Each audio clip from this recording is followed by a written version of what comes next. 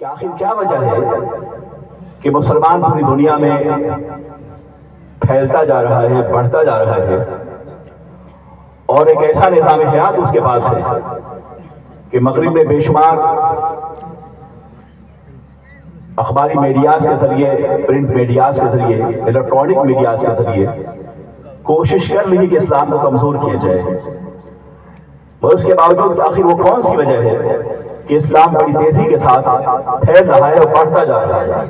2023 کی رپورٹ کے مطابق امریکہ اور برٹن میں وہاں کے کئی ایک محققین، پروفیسرز، یونیورسٹی کے مدرسین جو ایمان لے کر آئے اور جنہوں نے اس بات کا برملا اظہار کیا کہ مسلمان بظاہر معاشی اعتبار سے، معاشرتی اعتبار سے، سیاسی اعتبار سے کمزور ہو سکتا ہے، اس لیے کہ دنیا کی بڑی طاقتوں نے فیصلہ کر لیا ہے کہ ہم ایک ایسی جماعت کو کمزور رکھیں گے کہ جس بنیاد پر ہماری سیاست انہیں انفلوئنس کر سکے، ایک ایسا طبقہ ہمیں موجود ہوگا جس پہ ہم کولونیل زمانے کے قوانین کو مسلط کر سکے۔ جب غربت ہوگی، جب افلاس کا درد ہوگا، جب بھوک مری ہوگی، جب جہالت پھیلے گی، تو ایسے عالم میں ہماری سیاسی طاقتیں ان پر مزید غلبہ حاصل کرنے کے لیے اپنی پوری طاقت کو صرف کر سکتی ہیں۔ یہ ان کی سوچ ہے، اور اس کے باوجود وہ کہتے ہیں آخر کیا وجہ ہے کہ غربت کے باوجود، پسماندگی کے باوجود، بے چارگی کے باوجود مسلمان بڑھتا کیوں جا رہا ہے؟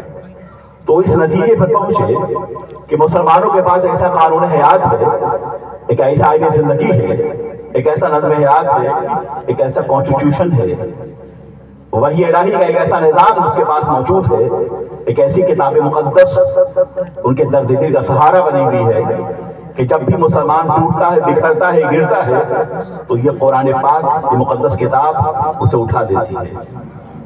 ان کا یہ کہنا ہے کہ دنیا کی مختلف مذاہب کا جائزہ جب دیتے ہیں تو اس میں قرآن عظیم، اللہ کی مقدس کتاب، واحد وہ کتاب ہے کہ جب بھی اسے پڑھا جاتا ہے انسان کا سامعہ، اس کا ناطقہ، اس کی فکر، اس کے احساسات، اس کے شعور خدا کی بارگاہ میں سجدہ ریز ہوتے ہیں۔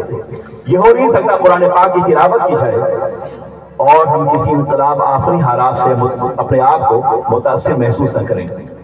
فرانس کا محقق یہ لکھتا ہے کہ مسلمانوں کی ایک چیز اور ہے جو متحد رکھتی ہے، وہ قرآن پاک ہے۔ قرآن پاک کے ساتھ ساتھ اس کے وہ مضامین ہیں جو فصاحت کے اعتبار سے، بلاغت کے اعتبار سے، فکر کے اعتبار سے، معاش کے اعتبار سے، معیشت کے اعتبار سے، عقلیات کے اعتبار سے، علم کے اعتبار سے قرآن عظیم نے بے شمار علم و فن کے ایسے آفاق کو سر کیا ہے جہاں دنیا کی دوسری کتابیں نظر نہیں آتی۔ قرآن پاک سے مذہب کی کتاب نہیں ہے، قرآن پاک اس میں سائنس بھی ہے، اس میں فلسفہ بھی ہے، اس میں لاجک بھی ہے، اس میں لفظیات بھی ہیں، نظموں کا ترنم بھی ہے، قرآن عظیم میں تسلسل بھی ہے، الفاظ کا ذخیرہ بھی ہے، قرآن عظیم میں جیومیٹری بھی ہے، سائنس بھی ہے۔ وہ یہ کہتا ہے قرآن پاک میں جو ڈسکوری بھی ہے، افلا تعقلون کہہ کے، افلا یعقلون کہہ کے، افلا ینظرون کہہ کے، کبھی نظر کو مخاطب کیا ہے، کبھی عقل کو مخاطب کیا ہے، کبھی بصارت کو مخاطب کیا ہے، کبھی بصیرت کو مخاطب کیا ہے۔ دنیا واحد ایک کتاب قرآن پاک ہے جس نے علم و فن کے اتنے گوشے واضح کیے ہیں۔ آج مغرب کی یونیورسٹی قرآن پاک کے پڑھانے والے، قرآن پاک کی تفاسیر کو پڑھانے والے، آپ کو جان کر حیرت ہوگی بہت سارے ایسے انگریز ہیں جنہوں نے باضابطہ قرآن پاک کو پڑھا ہے، اس کے تفاسیر کا جائزہ لیا ہے اور بحیثیت مدرس وہ آکسفورڈ میں اور کیمبرج میں کام کر رہے ہیں۔ ایسے ہی ایک پروفیسر فرانس کا پروفیسر وہ لکھتا ہے اپنی کتاب میں اور یہ کہتا ہے کہ دنیا میں جتنے بھی علوم ہیں اگر آپ اس کو انفرادی طور پر پڑھنا چاہیں تو پڑھیں، لیکن مسلمانوں کی کتاب قرآن پاک ہے، قرآن عظیم ہے، جس میں تمام علوم کو جمع کر دیا گیا ہے۔ اور پھر آگے لکھتا ہے کہ یہ محمد عربی صلی اللہ علیہ وسلم کا یہ معجزہ ہے، پیغمبر کا یہ معجزہ ہے کہ وہ کتاب قیامت کی صبح تک باقی رہنے والی ہے۔ اِنَّا نَحْنُ نَزَّلْنَا الذِّكْرَ وَإِنَّا لَهُ لَحَافِظُونَ، وہ مقدس کتاب ہے جو ہمیشہ باقی رہنے والی ہے، اور اس کی بنیادی وجہ یہ ہے کہ یہ مذہب جو ہے سچ ہے اور حق ہے، اور حق اور سچ کی بنیاد پر جو دوسروں کو دعوت دیتا ہے۔ آگے وہ لکھتا ہے کہ قرآن پاک اتنی مقدس کتاب ہے کہ سائنس آج کے بارے میں جو ڈسکوری کر رہی ہے، جو جس اختراعات اور جو انوینشن ہے ان کا، قرآن عظیم نے بہت سال پہلے اس کی وضاحت کی ہے۔ مثال کے طور پر قرآن عظیم میں ارشاد فرمایا گیا مرج البحرین یلتقیان بینہما برزخ لا یبغیان فبأی آلاء ربکما تکذبان۔ وہ کہتا یہ ہے کہ آپ دیکھیں دو سمندر ایک ساتھ مل کے چلتے ہیں، یہ منظر دیکھنا ہو تو آپ کیپ ٹاؤن چلے جائیں افریقہ، اور وہاں دیکھیں کہ دو سمندر ایک ساتھ مل کے چلتے ہیں، ایک طرف بحر ہند ہے اور ایک طرف بحر کاہل ہے۔ دو سمندر ایک ساتھ مل کے چل رہے ہیں مگر دو سمندر کا پانی ایک دوسرے سے ملتا نہیں ہے۔ وہ کہتا ہے کہ اللہ کی قدرت کی پہریداری اتنی عظیم ہے کہ دو سمندر سے ملا دیا گیا ہے، اور اس کے باوجود دو سمندر ایک دوسرے سے ملتے نہیں ہیں۔ اس کی ڈسکوری سائنس نے بہت بعد کی ہے، 1500 سال کے بعد کی ہے، تو قرآن عظیم نے اسے بہت پہلے کیا تھا۔ وہ اس بات کا اظہار کر رہا ہے کہ مسلمانوں کے پاس جو طاقت و قوت ہے، مسلمان کمزور ہے، غربت زدہ ہے، پسماندہ ہے، اس کے باوجود اس کے پاس ایک ایسی طاقت ہے وہ قرآن عظیم کی طاقت ہے، اور دوسری طاقت محبت رسول کی طاقت ہے، سرور کائنات کے الہی نظام حیات کی طاقت ہے، اللہ کی عطا کردہ عظمتوں کی طاقت ہے، وحی الہی کی طاقت ہے۔ ایک ایسا شعور، ایسا نظام، ایک ایسا تہذیبی اور فکری انقلاب مسلمانوں کے پاس ہے جو اسے کبھی بھی کمزور ہونے نہیں دے گا ہے۔ اور دوسری بات اس نے کہی ہے، دوسری وجہ یہ ہے کہ مسلمانوں کی وحدت کی ایک طاقت اور بھی ہے۔ وہ کہتا ہے کہ صبح کے وقت جب فجر کی اذان جب انڈونیشیا کے ساحل پہ ہوتی ہے تو اس کے بعد وہی آواز ایشیا ہوتے ہوئے افریقہ اور امریکہ اور ویسٹ انڈیز میں جا کے وہ منتہی ہوتی ہے، ٹائم کے ڈفرنس کے ساتھ۔ کہیں فجر کا وقت ہے، کہیں ظہر کا وقت ہے، کہیں عصر کا وقت ہے، کہیں مغرب کا وقت ہے۔ کوئی ایسا لمحہ نہیں گزرتا جب فضائے بسیط بے سر اللہ کی آواز بلند نہ ہوتی ہو، خود ہی چلے نہا لا الہ الا اللہ، خود کے تیرے فضا لا الہ الا اللہ۔ یہ نغمہ فصل گلو لالا کا نہیں پابند، بہار ہو کے خزاں لا الہ الا اللہ۔ یہ نغمہ فصل گلو لالا کا نہیں پابند، بہار ہو کے خزاں لا الہ الا اللہ۔ خود ہی ہے سر نہا لا الہ الا اللہ، خود ہی ہے تیرے فضا لا الہ الا اللہ۔ وہ کہتا ہے کہ اذان کی طاقت وہ ایسی طاقت ہے کہ پوری دنیا میں کوئی ایسا ٹائم ڈفرنس، ٹائم کے فرق کے ساتھ کوئی ایسا لمحہ نہیں ہے جب فضائے بسیط میں اللہ کی کبریائی کی آواز بلند ہوتی ہو۔ یہ ایک ایسی طاقت ہے، کوئی لمحہ ایسا نہیں ہے کہ مسلمان کعبۃ اللہ کے گرد گرد کھڑے ہو کے نماز نہ پڑھا ہو، ٹائم کے فرق کے ساتھ فجر ہے، عصر ہے، مغرب ہے، عشاء ہے۔ کوئی ایسا وقت نہیں جب مسلمان کو سے تیرا آئینہ ہے وہ آئینہ کہ شکست ہو تو عزیز طرح نگاہ آئینہ سامنے۔ قرآن عظیم کی طاقت، عبادت کی طاقت، اذان کی طاقت، اور اس کے ساتھ ساتھ کعبۃ اللہ کے آگے، اللہ کے آگے سرخمیدہ ہونے کی طاقت مسلمانوں کے ایک دوسرے سے متحد رکھتی ہے۔ دنیا کا نظام، آج کا نظام معاشرتی اور معاشی نظام کا عالم یہ ہے کہ تفریق کی بنیاد پر، خلل کی بنیاد پر، آج بھی افریقہ کے صحراؤں میں آپ جائیں تو آپ کو اندازہ ہوگا جو لوگ غلامی کی زندگی کل جی رہے تھے آج بھی جی رہے ہیں، آج بھی غلامی کی زنجیریں ان کے ہاتھ اور پاؤں میں لگی ہوئی ہیں۔ غربت کی زنجیر، افلاس کی زنجیر، ذہانت کی زنجیر، بے کسی کی زنجیر، بے بسی کی زنجیر، تمام غلامیات پر مسلط ہے۔ مگر وہ کہتا ہے کہ اسلام وہ نظام حیات ہے۔ ایک انگریز وہ کہتا ہے میں قرآن پاک کا مطالعہ کر رہا تھا، میں جاننا چاہ رہا تھا کہ اسلام کا نظام کیسا ہے۔ اس کے بعد وہ کہتا ہے کہ میں استنبول پہنچے، ہم جب ترکی کے بلو مسجد کے پاس سے گزر رہے تھے تو اذان کی آواز آ رہی تھی، اللہ اکبر اللہ اکبر، اشہد ان لا الہ الا اللہ، اشہد ان لا الہ الا اللہ، اشہد ان محمد رسول اللہ، اشہد ان محمد رسول اللہ، حی علی الصلاۃ حی علی الصلاۃ حی علی الفلاح، آواز آ رہی تھی۔ وہ کہہ رہا تھا کہ میں ٹھہر گیا۔ اب آپ سوچیں گے کہ انگریز ہے اور وہ اذان کی آواز کا ٹرانسلیشن کیسے سمجھتا ہے۔ میں آپ کو بتاؤں، ہمارے یہاں انگلینڈ میں جب ہم بچوں کو پڑھاتے ہیں تو اذان کے ساتھ ساتھ اس کا ٹرانسلیشن بھی بتاتے ہیں۔ وہاں کے پرائمری اسکولوں میں ہم کبھی جاتے ہیں دعوتی اعتبار سے تو وہاں کے جو اسمبلی ہال میں بیٹھ کر ہم بچوں کو بتاتے ہیں کہ اسلام کیا ہے، اسلام کی دعوت کیا ہے، اسلام کا نظام حیات کیا ہے، اسلام ڈسکریمنیشن کا مطلب نہیں ہے، اسلام تفریق کا مطلب نہیں ہے، اسلام غلاموں کو حق دیتا ہے، آزادی ہمارا منشور ہے۔ اور ہمارے پیغمبر محمد عربی اللہ صلی اللہ علیہ وسلم تشریف لائے تو انہوں نے جو نظام حیات ہمیں عطا فرمایا ہے وہ مساویانہ روایتی اقدار کا نظام ہے، وہ نظام علم کا نظام ہے، وہ نظام ثقافت کا نظام ہے، وہ نظام تہذیب کا نظام ہے، وہ نظام تمدن کا نظام ہے، وہ نظام اس عظیم قرآن عظیم کا نظام ہے جو ریویلیشن ہمیشہ باقی رہنے والی ہے، جو وحی الہی ہمیشہ باقی رہنے والی ہے۔ تو وہ انگریز سے کہتا ہے کہ میں چلا بلو मॉस्क के पास जब मैं पहुंचा तो अजान की आवाज आ रही थी, अल्लाहु अकबर, अल्लाह is the greatest, Allah is the greatest, अशहदु अन्ना मुहम्मद रसूलुल्लाह, अशहदु अल्ला इलाहा इल्लल्लाह, that is I bear witness there is no God except Allah. आगे कहता है कि आवाज आ रही थी, अशहदु अन्ना मुहम्मद रसूलुल्लाह, I bear witness the Muhammad is the last messenger of Allah subhanahu wa ta'ala. उसके बाद कहता है आगे मैं बढ़ा, आवाज आई हय्य अलल सलाह, come to the prayer. उसके बाद में आगे बढ़ा और आवाज आई हय्य अलल फलाह, come to the success, आओ कामयाबी की तरफ। वो कहता है कि जब आई आवाज इस मस्जिद के बुलंद मीनारे से, मस्जिद सुल्तान वही है कि इस जमाने में यहाँ शाहजहां ताजमहल बना रहे थे, एक शहंशाह ने बनवा कर हंसी ताजमहल, हम गरीबों की मोहब्बत का उड़ाए है मजाक। जब यहाँ ताजमहल बन रहा था तो वो सुल्तान मोहम्मद फातेह जो अल्लाह की बारगाह में सरखमीदा होकर अजीम मस्जिद की तामीर कर रहे थे, वो ब्लू मॉस्क, वो सुल्तान मस्जिद, आप जाएं तो आपको अंदाजा होगा कि जिसके दरोबार पर वादी अहमद का नूर है। जब आप जाएं तो आपको अंदाजा होगा कि एक कफन बरदोश ने अल्लाह की मस्जिद बनाई, जिसकी फिक्र, जिसके एहसासात, जिसके शऊर, जिसके दिल के सिदरा पर मोहब्बत रसूल का जिब्रील नगमा संग था। और यही वो लोग थे वल्लाहि अज़ीम, इश्क़ रिसालत और मोहब्बत रसूल की अज़मतों से सरशार, यही वो लोग थे जिन्होंने अपने असर की ठोकर से तारीक रातों के मुसाफिरों के रास्ते के पत्थर को चिराग राह बनाया था। यही वो लोग थे जिनके लिए समंदर रास्ता देता था, आसमान की बुलंदियां उतर कर उनके कदमों का बोसा दिया करती, यही वो लोग थे वल्लाहि अज़ीम। तो उस अंग्रेज ने कहा कि जब मेरी आवाज सुनी हय्य अलल फलाह आवाज आई तो मैं ठहर गया कि आखिर ये कौन सी आवाज है जिसके अंदर कामयाबी की दावत है कि आओ कामयाबी की तरफ, आओ कामयाबी की तरफ। आपने शायद कभी महसूस किया, अजान सुनने के बाद आप चले जाते हैं सर झुकाए, आपको अंदाजा नहीं होता अजान तमीद ईमान है, अजान ईमान की दावत है, अजान अल्लाह वहदहु ला शरीक की वहदत की आवाज है, अजान अकीदा है इस बात का कि मोहम्मद अरबी अल्लाह के रसूल हैं, वो खातमुन नबिय्यीन हैं, उनके बाद न कोई रसूल चलमगर होगा, उनके बाद न कोई नबी चलमगर होगा, उनके बाद खातमियत मोहम्मदी, उसके बाद न कोई नबी चलमगर होगा, वो खातमुल अंबिया बनकर तशरीफ लाए, उनके बाद न ज़िल्ली नबी होगा, न बुरूज़ी नबी होगा, न अताई नबी होगा, न मुज्तहिद नबी होगा, न मुक़ल्लिद नबी होगा, वो सरवर कायनात खातमुल अंबिया बनकर तशरीफ लाए। अज़ान इस बात का एलानिया है कि मोहम्मद अरबी अल्लाह के रसूल हैं, उसके पैगंबर हैं, उसके नबी हैं, वो आखिरी नबी, उनके बाद कोई रसूल चलमगर न होगा।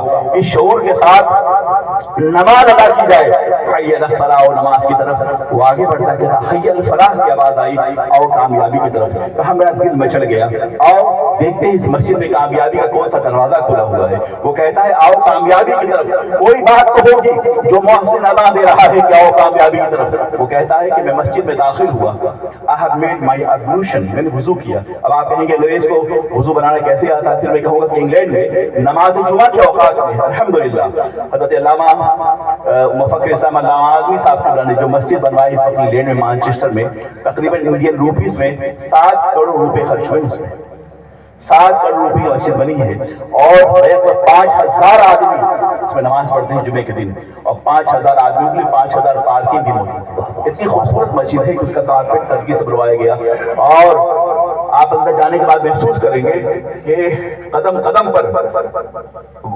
जिब्रील इश्क का फैजान और अल्लामा आज़मी के दर्दमंद दिल का इल्हाम आपको नजर आएगा। उनकी बरसती आंखों का अभिशार आप वहां देखेंगे। मैं समझता हूँ सब अक्सर कहा करते हैं कि ये हमारी मस्जिद जो निहायत खूबसूरती का शाहकार है, ये जामिया रौनाही की तामीरी तसलसल का इंतहा है। जिंदाबाद जिंदाबाद। ये रौनाही, जामिया रौनाही की तामीर तसलसल की इंतहा, ये मस्जिद इस कदर वसी और इस मस्जिद है। तो मैं कर रहा था बहुत बड़ी बात है, याद रखें कि दियार खैर में जाकर जमीनों को फतह करना अल्लाह के नाम पर, सजदे के नाम पर, मोहब्बत रसूल के हवाले से दिलों को जिंदगी देनी, ये बहुत बड़ी बात है। जमीनों को फतह करना बहुत आसान है, इसलिए कि आज जमीनों पर को फतह करना बहुत आसान, ताकत के जरिए और सियासत के जरिए, से मसाइल के जरिए से जमीनों को फतह करना बहुत आसान है, मगर दिल को फतह करना बहुत मुश्किल है। यही वजह है कि अमेरिका बहुत चाहने के बावजूद इराकियों के दिल को फतह ना कर सका, इसलिए कि इराक अगर सद्दाम हुसैन का इराक होता तो इराक फतहयाब हो जाता, अमेरिका के जेर नहीं हो जाता। इराक सद्दाम हुसैन का इराक नहीं, इराक इमाम हुसैन का इराक है, करबला के शहीदों का इराक है, इराक नबीयीन का इराक है, इराक सिद्दीकीन का इराक है, इराक शुहदा और सालिहीन का इराक है, इमाम आज़म अबू हनीफा का ये इराक, इमाम शाफी का इराक, इमाम गौसे आज़म जिलानी का इराक, तक़वा शियारों का ये इराक, वाफरदोशों का ये इराक, अरबाब नज़र का ये इराक, अरबाब फिक्र का ये इराक, अल्लाह के रसूल से मोहब्बत करने वालों का یہ راہ جو ہر دور میں باقی ہے اور ہر دور میں باقی رہے گا. خیرہ نہ کر سکا مجھے جلوہ دانش فرنگ، سرما ہے میری آنکھ کا خاک مدینہ اور نجف. اس فکر کو کمزور نہیں کر سکتی. یہ فکر گرویدہ نہیں ہے کسی حاکم کے ہاتھوں میں. واللہ العظیم جب مسلمان نماز پڑھتا ہے تو اس کی پیشانی خدا کی بارگاہ میں جھک رہی ہوتی ہے اور دل مصطفیٰ کی بارگاہ میں جھک رہا ہوتا ہے. جب یہ کیفیت عبادت ہوگی دنیا کی کوئی طاقت ہمیں کمزور نہیں کر سکتی. جو بچا بچا کے نہ رکھے سے تیرا آئینہ ہے وہ آئینہ شکست ہو تو عزیز طرح نگاہ آئینہ ساز میں عرض کر رہا تھا کہ وہ وضو کرتا ہے اور اس کے بعد وہ انگریز مسجد میں داخل ہوتا ہے اور اندر جا کر دیکھتا ہے کہ سب لوگ نماز پڑھ رہے ہیں. وہ کہتا ہے کہ امام صاحب قرآن پاک کی تلاوت کر رہی تھی. ایسی خوبصورت آواز اور تلاوت قرآن پاک میں اس قدر ایک ایسی پڑھتے وقت مجھے ایسا محسوس ہوا جیسے کہ یہ قرآن ان کی زبان سے نہیں بلکہ سدرات کی بلندیوں سے قلب نادی رسول پہ یہ قرآن نازل ہو رہا ہے. وہ کہتا ہے یہ قرآن پاک کی تلاوت کر رہے تھے تو ایسا محسوس ہوا جیسے کسی آبشار کی آواز ہو، کسی ترنم خیز لہروں کی آواز ہو، نسیم سحر کی آواز ہو. قرآن پاک جب وہ پڑھ رہے تو ایسا محسوس ہو رہا تھا جیسے آفاق و انفس میں نظروں کے سامنے جھکے ہوئے ہوں. اور وہ حوالہ دیتا ہے کہ وہ قرآن پاک امام صاحب جو پڑھ رہے تھے اس کے اندر لفظوں کا اتنا ترنم تھا جو علماء موجود ہیں قرآن عظیم میں صیغے کے ذریعے سے، مشتقات کے ذریعے سے، لفظیات کے ذریعے سے، الفاظ مترادفہ کے ذریعے سے پورے نظام فکر قرآن پاک نے بیان کیا. اس آیت سورہ پاک میں اس نے کہا کہ امام صاحب پڑھ رہے تھے والشمس وضحاها والقمر اذا تلاها والنهار اذا جلاها والليل اذا يغشاها والسماء وما بناها والارض وما طحاها ونفس وما سواها فالهمها فجورها وتقواها. سبحان اللہ. امام صاحب قرآن پاک کی تلاوت کر رہے تھے. یہ وہ سورہ پاک ہے جس میں فضا کا تذکرہ ہے، آسمانوں کی بلندی کا تذکرہ ہے، زمین کی پستی کا تذکرہ ہے. اللہ نے کائنات کو کیوں بنایا؟ مقصد تخلیق کائنات کا تذکرہ ہے. انسان کے اعمال کیا ہے؟ متقی بننا اس کے لیے جنت کی وادیوں کو کھولتا ہے اور غیر متقی اگر وہ گناہگار ہو جہنم کی وادیاں اس کا انتظار کر رہی ہیں. انسان ہونے کی حیثیت سے ہماری منزل کیا ہے اسے بیان کیا گیا. یہ خلا، یہ فضا، یہ زمین، یہ آسمان، یہ سورج، یہ چاند، یہ سمندر، یہ صحرا اللہ نے بیکار نہیں پیدا کیے ہیں بلکہ کائنات کے ہر ذرے پر اللہ کی قدرت کی پہریداری موجود ہے. وہ جو چاہے تو اٹھے سینے صحرا سے ہوا. وہ کہتا ہے میں مسجد میں داخل ہوا، دیکھا کہ امام صاحب تلاوت کر رہے تھے، دل میرا کھینچا جا رہا تھا اور میں سب بستہ کھڑا ہو گیا. نماز پڑھتے جو نماز پڑھ رہے تھے تو دل کی دنیا زیر و زبر ہو رہی تھی. اس نے سوچا کہ آخر کیا وجہ ہے. میں اس سے پہلے چرچ میں جا چکا تھا. میں دیکھتا ہوں کہ چرچ میں جو وزیر اعظم ہوتا ہے وہ پہلی صف میں بیٹھے گا، جو پرائم منسٹر ہوگا وہ پہلی صف میں بیٹھے گا، جو لینڈ لارڈ ہوگا وہ پہلی صف میں بیٹھے گا، جو امیر ہوگا وہ پہلی صف میں بیٹھے گا، جو مالدار ہوگا وہ پہلی صف میں بیٹھے ہوگا. ارباب ثروت پہلی صف میں بیٹھتے ہیں. مگر پہلی بار یہ اتفاق تھا کہ جب میں مسلمانوں کی مسجد میں حاضر ہوا، اللہ کے گھر میں پہنچا ہوں تو دیکھتا ہوں مسلمانوں کی نظم عبادت کا عالم یہ ہے کہ سب ایک صف میں کھڑے ہیں. یہاں نہ کوئی چھوٹا ہے، نہ کوئی بڑا ہے، نہ کوئی عربی ہے، نہ کوئی اجمی ہے، نہ سیاہ ہے، نہ سفید ہے. ایک ہی صف میں کھڑے ہو گئے محمود و ایاز. نہ کوئی بندہ رہا اور نہ کوئی بندہ نواز.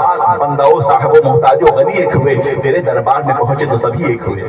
اللہ کی بارگاہ میں سب ایک ہیں. وہ کہتا اس جذب عبادت نے ایک لمحہ تاخیر کیے بغیر میں امام کے پاس حاضر ہوا اور کہا امام صاحب تاخیر نہ ہو، مجھے کلمہ پڑھا دیجیے. میں کلمہ پڑھتا ہوں، اشہد ان لا الہ الا اللہ و اشہد ان محمد عبدہ و رسولہ. اے یا فتنے تاتار کے افسانے سے آسمان مل گئے کعبے کو صنم خانے سے. اسلام بندگی کا مذہب ہے، اسلام کامیابی کا مذہب ہے، اسلام علم کا مذہب ہے، اسلام دانائی کا مذہب ہے، اسلام شعور کا مذہب ہے، اسلام تقویٰ کا مذہب ہے، اسلام نظر و بصر کا مذہب ہے، اسلام تحقیق کا مذہب ہے، اسلام تمدن کا مذہب ہے، اسلام ثقافت کا مذہب ہے. اسلام نظام الہی جو لیکن جلوگر ہوا ہے وہ ہر دور کے لیے ہے، وہ ہر زمانے کے لیے ہے، ہر عرصے کے لیے ہے. آپ اس بات کا اندازہ محسوس کریں کہ طلبہ جو آج فارغ التحصیل ہوئے جا رہے ہیں بڑی ذمہ داریوں کے ساتھ یہ کل اپنی نئی زندگی کا آغاز کرنے جا رہے ہیں. بڑی ذمہ داریوں کے ساتھ انہیں زندگی مشکلات درپیش ہوں گی اور ان کے لیے سب کچھ سزا کے نہیں ملنے والا بلکہ نشیب و فراز کی راہوں سے گزرنا ہوگا. اور ان کی ذمہ داری ہے کہ اس بات کی قدمی کو اپنائیں اور اس بات کو محسوس کریں کہ اگر آپ نے اخلاص اور جذبہ دل سے کام کیا تو انشاءاللہ ایک روشن مستقبل آپ کا انتظار کر رہا ہے. لہٰذا یہ وہ طلبہ جو آج طالب علم کی حیثیت سے موجود ہیں، کل ایک ذمہ دار ہوں گے اور ان کے سروں پر ذمہ داریوں کا صحرا ہوگا۔ اللہ انہیں کامیاب فرمائے اور زمانے کے چیلنجز سے ہم آہنگ ہونے کی توفیق عطا فرمائے۔ یاد رکھو جس میں نہ ہو انقلاب، موت ہے وہ زندگی، روح امم کی حیات کشمکش انقلاب۔ کسی انقلاب سے آپ کو دوچار ہونا ہوگا، بغیر انقلاب لائے ہوئے اور بغیر انقلاب سے دوچار ہوئے اور بغیر کسی نشے و فراز سے آشنا ہوئے وہ منزل نہیں ملتی۔ اس لیے آپ سب سے میری گزارش ہوگی کہ آنے والے دنوں میں مستقبل کے راہوں میں دشواریاں ہوں گی، مشقتوں کو برداشت کرنا ہوگا۔ درود پاک پڑھ لیں، اللہم صلی اللہ علیہ وسلم مولانا محمد معدن الجود والکرم وعلی آلہ واصحابہ اجمعین۔ میں اس طرح کا بتا رہا تھا کہ مغرب کس قدر اسلام سے متاثر ہے، مغرب کس قدر قرآن عظیم سے متاثر ہے۔ مغرب اس بات کا اندازہ کر رہا ہے کہ مسلمانوں کے پاس جو قرآن کی دعوت، جو اذان کی دعوت، جو نماز کی دعوت، جو تہذیب و تمدن ہے، دنیا کے کسی مذہب کے پاس نہیں ہے۔ BBC لندن سے جو ایک ڈیبیٹ میں، ایک سیشن میں وہاں کے ایک پریزنٹر نے یہ بات کہی کہ ہم مغرب میں مسلمانوں کا جو علمی احسان ہے ہم اسے فراموش نہیں کر سکتے۔ یہ سائنس، یہ جیومیٹری، یہ حکمت اور یہ میڈیکل سائنس جو قرطبہ کے محققین نے ہم تک پہنچائی ہے، ہم اس کے احسانات سے ہم اور ہماری پوری سوسائٹی سرخمیدہ ہے۔ اور یہ وہ لوگ ہیں جنہوں نے بے شمار محنتوں سے اور دقتوں سے اور کوششوں کے ذریعے سے علم ہم تک پہنچایا ہے۔ آخری بات جو عرض کر رہا ہوں، درود پاک پڑھ لیجئے، اللہم صلی اللہ علیہ وسلم ومولانا محمد معدن الجود والکرم وعلی آلہ واصحابہ اجمعین۔ میں ایک انٹرفیت ڈیبیٹ میں شریک تھا، میرے سامنے ایک چرچ کا منسٹر، وہ اپنے ہاتھ میں بائبل اٹھائے ہوئے تھا۔ میں نے اسے پوچھا کہ حیرت کی بات ہے، میں نے قرآن پاک کی تلاوت کی ہے بائی ہارٹ، یعنی زبانی میں پڑھ رہا تھا، اور آپ اپنے ہاتھ میں اس قدر موٹا بائبل اٹھائے ہوئے، یہ بتاؤ تم میں ایسا کوئی نہیں ہے جو اس پورے 800 پیج پہ مشتمل جو بائبل ہے اس کا کوئی حافظ ہو؟ اس نے مجھ سے منسٹر نے کہا، جو پادری نے کہا کہ ایسا ہے کہ it's impossible to learn by heart wholeheartedly 800 pages of this Bible, this book۔ اس نے کہا کہ ممکن نہیں ہے، کسی انسانی طاقت کی بساط سے باہر ہے کہ اتنی موٹی اور ضخیم کتاب کوئی زبانی یاد کر لے۔ اس چرچ کے منسٹر نے مجھ سے کہا، یعنی کہ اس پادری نے مجھ سے کہا کہ یہ ممکن نہیں ہے کہ اتنی موٹی کتاب، اتنی ضخیم کتاب جو ہم میں کو یاد کر لے زبانی۔ تو میں نے اس سے کہا کہ اچھا، اسلام کے حوالے سے بہت سارے دلائل ہو سکتے ہیں، بہت ساری باتیں کہی جا سکتی ہیں، مگر سنو، جس 800 صفحات پہ مشتمل جس کتاب کو تم بائی ہارٹ زبانی یاد نہیں کر سکتے، 800 صفحات پہ مشتمل قرآن عظیم کو مسلمانوں کے لاکھوں بچوں نے اپنے سینے میں محفوظ کر لیا ہے، جسے تم نہیں جان سکتے۔ یہ کتاب کو زبانی تم پڑھ نہیں سکتے، پر قرآن عظیم جو عظیم کتاب ہے، اس کتاب عظیم کو لاکھوں حفاظ نے اپنے سینے میں محفوظ کر لیا ہے۔ اسلام کے سچ ہونے کے حوالے سے اور حق ہونے کے حوالے سے جہاں بہت ساری دلیلیں ہو سکتی ہیں، وہاں یہ دلیل بہت واضح ہے کہ مسلمانوں کے لاکھوں بچوں نے قرآن پاک کو اپنے سینے میں محفوظ کر لیا ہے۔ ایک پروفیسر ہے، پروفیسر مائیکل ہارٹ، علم کا جلسہ ہے، تعلیمی کانفرنس ہے، میری کوشش ہوگی کہ میں آپ کو بتاؤں، خاص کر طلبا جو فارغ ہو رہے ہیں، میں بتانا چاہتا ہوں کہ آپ کو زندگی کے میدان میں آگے بڑھنے کے لیے آپ کے اندر مسابقت جذبہ چاہیے، تقابلی مطالعہ چاہیے، لینگویجز پہ آپ کو باضابطہ عبور حاصل کرنا ہوگا۔ زمانہ ساز بننے کے لیے زمانہ کی نزاکتوں سے آپ کو اپنے آپ کو دوچار ہونا پڑے گا، آپ کو کسی طوفان سے آشنا ہونا پڑے گا۔ آپ سنیے، پروفیسر مائیکل ہارٹ نے کتاب لکھی، وہ پروفیسر مائیکل ہارٹ جو بڑا عظیم پروفیسر ہے، اس نے کتاب لکھی ہے دی 100۔ میں طلبا سے کہوں گا کہ کل جا کر آپ گوگل پہ سرچ کریں اور یہ کتاب نکالیں، دی 100 یعنی 100۔ کتاب کا نام ہے دی 100۔ پروفیسر مائیکل ہارٹ جو مذہبی اعتبار سے عیسائی ہے اور فکری اور ذہنی اعتبار سے وہ فلسفی ہے، وہ سائنٹسٹ ہے، اور آپ کو جان کے حیرت ہوگی اس کتاب میں اس نے تمام خاص انبیاء بنی اسرائیل کا تذکرہ کیا ہے، کچھ سائنسدانوں کا تذکرہ کیا ہے، نیوٹن، واسکو ڈی گاما اور کیپلر کا تذکرہ کیا ہے۔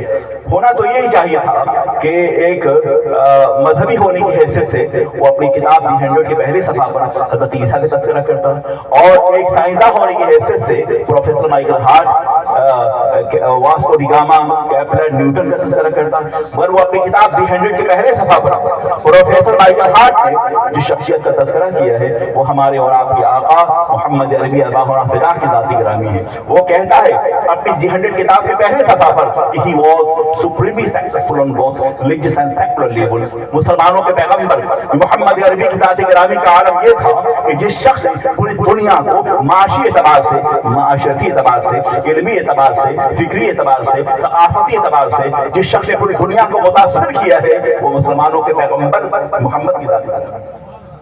اس نے جس شخص نے پوری دنیا کو علمی اعتبار سے، فکری اعتبار سے متاثر کیا ہے وہ مسلمانوں کے پیغمبر محمد کی ذات گرامی ہے۔ اس کے بعد وہ آگے لکھتا ہے، اس کی بنیادی وجہ یہ کہتا ہے میں کرسچن ہوں، میرا حال یہ ہے کہ لوگ 25 دسمبر کو حضرت عیسیٰ کی تاریخ پیدائش کو سیلیبریٹ کرتے ہیں، اسے کرسمس کہتے ہیں۔ وہ کہتا ہے کہ میں عیسائی ہوں، بٹ مجھے اس کا عقیدہ، میں اس بات کا عقیدہ نہیں رکھتا کہ جیسس واز بورن آن 25 دسمبر، کہ حضرت عیسیٰ 25 دسمبر کو پیدا ہوئے تھے۔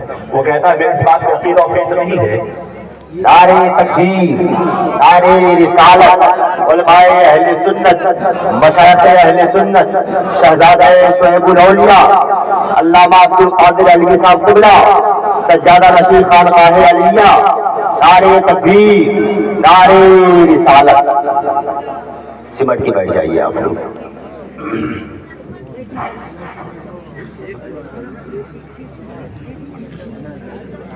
ابھی آپ میرے پاس بہت ہی عظیم اور وسیع افروز خطاب و تقریر آپ کو سننی ہے، لہذا میں چاہوں گا تھوڑی دیر کے لیے آپ سے خطاب کر رہا ہوں، پھر اس کے بعد اپنے علماء سے سماعت کریں گے۔ ذرا سنجیدگی کو برقرار رکھیں، درود پاک پڑھیں، اللہم صلی وسلم علی سیدنا و مولانا محمد معدن الجود والکرم وعلی آلہ واصحابہ اجمعین۔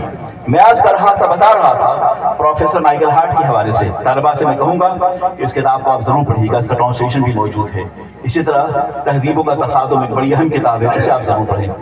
یہ کلیش آف سویلائزیشن، یہ آپ کو اس وقت اندازہ ہوگا جب آپ جہاد زندگانی میں اتریں گے، جب آپ کام کے میدان میں اتریں گے۔ یاد رکھیں کہ آپ کے سامنے کل کا دن جو آنے والا ہے، ایک نئی سورج، ایک نیا سورج طلوع ہوگا، ایک نئی صبح فردا آپ کا انتظار کر رہی ہے، ایک ایسی صبح جس کے دامن میں مشقتیں ہیں، دشواریاں ہیں، صحرا نوردی ہے، مشکلات ہیں، جس کے سامنے بے شمار چیلنجز ہوں گے، اگر آپ کو فیس کرنا ہوگا۔ یہ اسی وقت ممکن ہے، پاسبلٹی ہے جب آپ کے پاس علم کی دولت ہوگی، بصارت و بصیرت، نقد و نظر کا سرمایہ ہوگا۔ تو میں اس کر رہا تھا کہ پروفیسر مائیکل ہارٹ نے یہ کہی بات کہ محمد عربی ارواحنا فدا، جس شخص نے پوری دنیا کو معاشی اعتبار سے اور معاشرتی اعتبار سے متاثر کیا ہے وہ مسلمانوں کے پیغمبر محمد کی ذات گرامی۔ اس کے بعد وہ لکھتا ہے کہ عیسائیوں کا عادت یہ ہے کہ وہ 25 دسمبر کو کرسمس سیلیبریٹ کرتے ہیں، یہاں بھی سیلیبریٹ کرتے ہیں، لیکن وہ کہتا ہے کہ I don't believe that Jesus was existed or not on 25 December. I don't believe in it. وہ کہتا ہے کہ مجھے اس بات کا عقیدہ نہیں، میں عیسائی ہوں،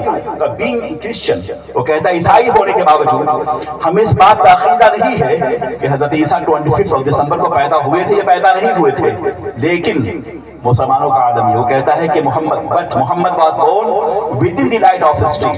ہمیں اپنے پیغمبر کے حوالے سے پتہ نہیں ہے کہ وہ حضرت عیسیٰ 25 دسمبر کو پیدا ہوئے تھے یا پیدا نہیں ہوئے تھے، لیکن محمد عربی کا عالم یہ ہے، مسلمانوں کے پیغمبر کا عالم یہ ہے کہ he was born within the light of history۔ مسلمانوں کے پیغمبر تاریخ کی روشنی میں پیدا ہوئے، وہ آئے تو حیات آئی، وہ آئے تو بخشش آئی، وہ آئے تو نجات آئی، وہ آئے تو بندگی آئی، وہ آئے تو علم کا کارواں شروع ہوا، وہ آئے تو ایک نئی تہذیب، نئے تمدن سے آشنا ہوئے۔ سرخ صحرا میں چل بکر ہونے والے پیغمبر نے ایک نئی تہذیب کی بنیاد رکھی جس سے پوری دنیا آج بھی اس انقلاب کی آہٹ کو محسوس کر رہی ہے۔ وہ انقلاب فکری انقلاب تھا، وہ انقلاب ثقافتی انقلاب تھا، وہ انقلاب ایک ایسا انقلاب تھا جس نے بعد میں بے شمار ایسے فلاسفر اور ایسے ریفارمر اور ایسے اسکالر پیدا کیے، جس نے آکسفورڈ کو متاثر کیا اور جس نے کیمبرج کو متاثر کیا۔ آج آکسفورڈ اور کیمبرج میں جو کتابیں پڑھائی جا رہی ہیں، زکریا رازی کی کتاب ہے، البیرونی کی کتاب ہے، ابو ریحان البیرونی کی کتاب آکسفورڈ میں پڑھائی جا رہی ہے، زکریا رازی کی کتاب آکسفورڈ میں پڑھائی جا رہی ہے، امام غزالی کی کتاب آکسفورڈ میں پڑھائی جا رہی ہے۔ دنیا کا سب سے بڑا عربی مکتبہ اس وقت فرانس میں موجود ہے۔ حضرت استاد گرامی حضرت علامہ مفتی شبیر حسن صاحب قبلہ الرحمہ کو کتاب کی ضرورت تھی، تحفظ الفلاسفہ اور معیار العلم، دو اہم کتابیں۔ میں جب پیرس گیا تو وہاں ایک ایسی کتب خانے سے لوگ کتاب خریدی جو مسلمان اس کا آنر نہیں تھا۔ میں نے اس سے پوچھا بتاؤ کہ تم یہ کتاب کیوں بیچتے ہو؟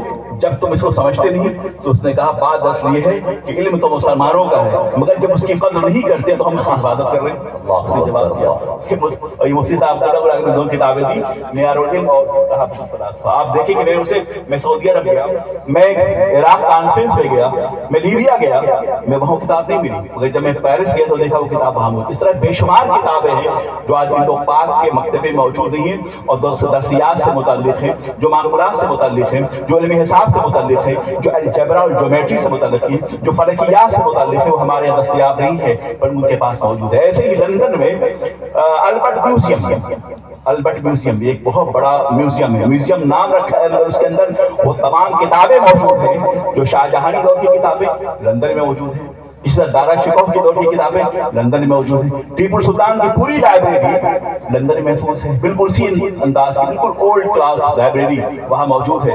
اور نواب سراج الدولہ, شجاع الدولہ اور نواب واجد علی شاہ, اس دور کی تمام کتابیں موجود ہیں. لکھنؤ کی پوری تاریخ وہاں محفوظ ہے, چاہے لکھنؤ ہو, چاہے سرنگا پٹن ہو اور چاہے دہلی ہو, تمام اس دور کی تمام اہم کتابیں مخطوطات اس لندن میں موجود ہیں. عراق صدام کے لٹنے کے بعد جتنی کتابیں ہیں وہ برطانیہ پہنچا دی گئی ہیں, جرمن پہنچا دی گئی ہیں. میں نے پوچھا آخر وجہ کیا ہے کہ یہاں پہنچائی گئی کتابیں, اور وہ ان کتابوں کی پرنٹ آؤٹ اگر آپ کو چاہیے تو آپ کمپیوٹر پہ جائیں, کلک کریں اور اس کا پرنٹ آؤٹ آپ کو مل جائے گا.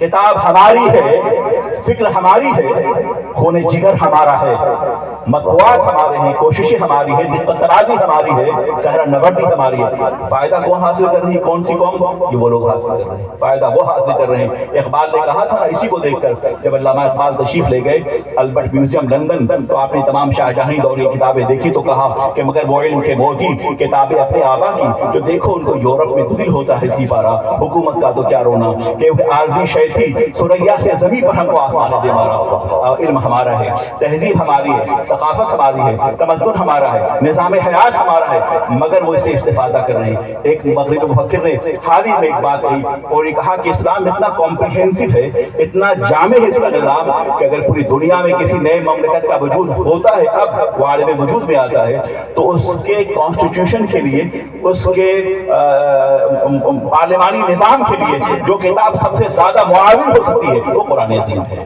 وہ قرآن عظیم ہے. اور اس کے بعد وہ لکھتا ہے کہ قرآن پاک اللہ کی وہ مقدس کتاب ہے جو چینجنگ سے پاک ہے. مسلمانوں یاد رکھو, تمہارے علم کی قدریں وہ قوم کر رہی ہیں جس سے تم سمجھتے ہو بظاہر تمہاری اس کی ضرورت نہیں ہے, مگر اسے ضرورت ہے اسلام کی. میں برمنگھم سے لندن جا رہا تھا, میں نے انگریز کو دیکھا کہ وہ لیپ ٹاپ پر وہ قرآن پاک کی تلاوت کر رہا ہے. سبحان الذی اسری بعبدہ لیلا من المسجد الحرام الى المسجد الاقصى الذی بارکنا حولہ لنریہ من آیاتنا انہ سمیع بصیر. میں نے اس سے پوچھا, میں اس کے قریب گیا, آپ کا عالم یہ ہے کہ آپ سفر کرتے ہیں تو سو جاتے ہیں بسوں میں, ٹرینوں میں آپ سو رہے ہیں, بسوں میں آپ سو رہے ہیں, آپ اتنا سو رہے ہیں کہ اندازہ ہوتا ہے کہ آپ سو گئے یا مر گئے. آپ کے سونے کی وجہ سے اس غفلت اور تساہل نے آپ کو کہیں نہیں چھوڑا ہے. اٹھو, قوم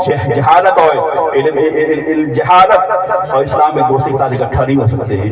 جہاں جہالت ہوگی وہاں اسلام نہیں ہوگا, اور جہاں اسلام ہوگا وہاں جہالت نہیں ہوگی. جب تک کہ ترکی کے حکمراں پڑھتے رہے اقتدار ان کے پاس تھا, جب تک کہ اسپین کے حکمراں پڑھتے رہے اقتدار ان کے پاس تھا اور حکومت ان کے پاس تھی. اگر آپ کو یقین نہ ہو تو آپ استنبول جائیں اور وہاں کے میوزیم کا جائزہ لیں تو آپ کو اندازہ ہوگا کہ کتنے غیور قوم تھی جنہوں نے سمندر کا سینہ چیرا تھا اور پہاڑ انہیں راستہ دیتے تھے, اور یہ اپنے عزم کی ٹھوکر سے تاریخ راتوں کے مسافروں کے راستے کے پتھر کو چراغ راہ بنا دیا کرتے تھے. وہ لوگ ہیں, بڑے عظیم لوگ ہیں, ارباب دعوت و استقامت کے لوگ ہیں. جائیں آپ کبھی ان کی ہسٹری اور تاریخ کا آپ جائزہ لیں. تو میں اس طرح سے بتا رہا تھا آپ سے کہ اس لندن البرٹ میوزیم کا عالم یہ ہے کہ وہاں اس طرح کے بے شمار آپ کو نوادرات اور کتابیں آپ کو میسر آئیں گی جس پر باضابطہ انگریز تحقیق کر رہا ہے. آخری بات, ابھی حال میں ایک شخص نے یہ دعویٰ کیا انگلینڈ میں, اور اس نے کہا کہ مسلمانوں کے پاس جو قرآن عظیم ہے اس قدر کی مقدس کتاب ہے کہ اگر اس کے حفاظ جب اس کی تلاوت کرتے ہیں تو ایسا محسوس ہوتا ہے اس کو سننے کے بعد کہ اس کتاب کا رشتہ ایک ایسے پیغمبر سے ہے، اس کتاب کا رشتہ ایک ایسے سویلائزیشن سے ہے، اس کتاب کا رشتہ ایک ایسی ثقافت و تہذیب سے ہے، ایک ایسی علمیت سے ہے جو ناقابل شکست ہے۔ اس کے بعد وہ کہتا ہے کہ مسلمانوں کی شکست کی بنیادی وجہ جو ہے ان کی جہالت ہے اور ان کی ناعلمی ہے۔ اگر یہ پڑھے لکھے ہوتے تو جس طرح 800 سال پر عثمانیہ حکومت نے پوری دنیا کو اسٹیبلش کیا تھا، آپ بھی ایسا آج کر سکتے تھے، مگر بنیادی وجہ یہ ہے کہ آپ نے جہالت کا راستہ اختیار کیا۔ جو قوم جاہل ہوگی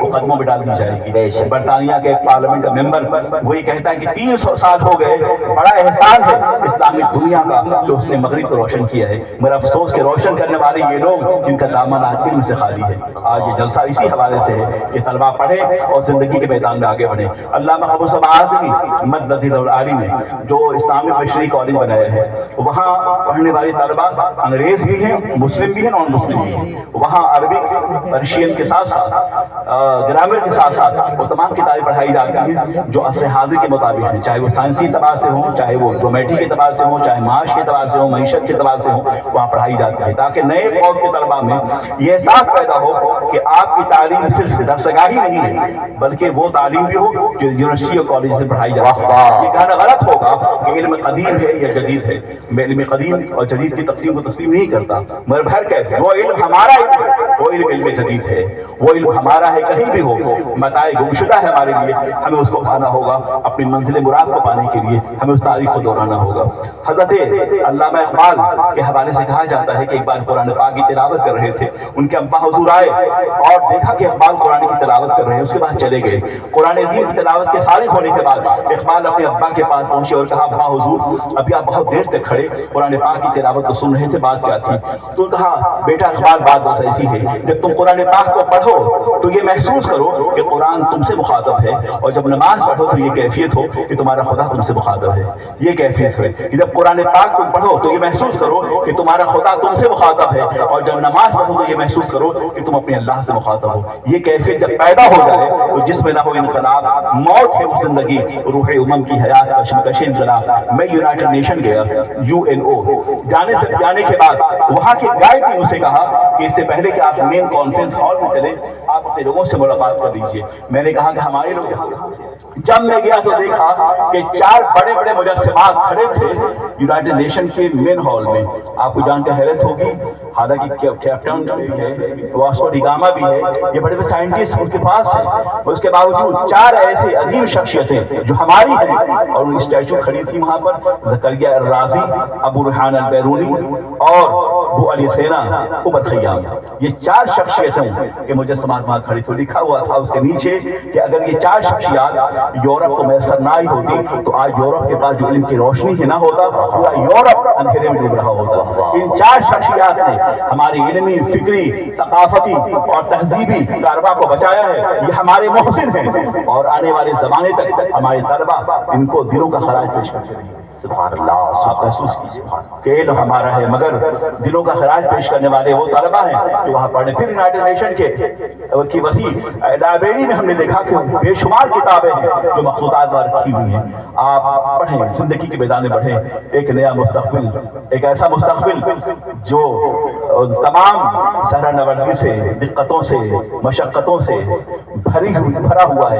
آپ کو اسے پانے کے لیے کوشش کرنی ہوگی، محنتیں کرنی ہوں گی اور حالات کا مقابلہ کرنا ہوگا کہ تمام اس یقین کے ساتھ سے قوت عشق ہر پس کو بالا کر دے، دہر میں اس میں محمد سے اجالا کر دے۔ اور آخری بات حضرت مفتی اسلام نے کہا کہ وہ جامعہ کے سفیر ہیں، آپ جہاں بھی جائیں گے آپ کا تعارف جامعہ کے حوالے سے ہے، آپ جامعہ کے سفیر ہوں گے، چاہے آپ مسجد میں ہوں، کالج میں ہوں، اپنے جامعہ کو فراموش نہ کریں۔ جامعہ آپ کا مادر علمی ہے، آپ جہاں جائیں گے آپ کے وجود میں جامعہ کی خوشبو آپ کو میسر آئے گی۔ ہم یہاں سے یورپ گئے، دنیا کے مختلف ملکوں کا ہم نے سفر کیا، لیکن کوئی ایسا لمحہ نہیں تھا کہ جامعہ اور اس کی یادیں اور اس کے احسانات سے میں نے اپنے آپ کو کبھی الگ محسوس کیا۔ علامہ اعظمی صاحب قبلہ دعا فرمائے کہ اللہ تعالیٰ انہیں صحت کاملہ عطا فرمائے۔ پوری دنیا میں اس وقت اہل سنت کے لیے وہ سرمایہ کی حیثیت ہے۔ آپ نے جو کام یہاں کیا سو کیا، ان کے کام کو دیکھنا ہو تو آپ یورپ کا اجازہ لیں۔ کینیڈا میں تقریباً 20 ایکڑ پر ورلڈ سائنس مشن کی نصیب بن رہی ہے، 20 ایکڑ۔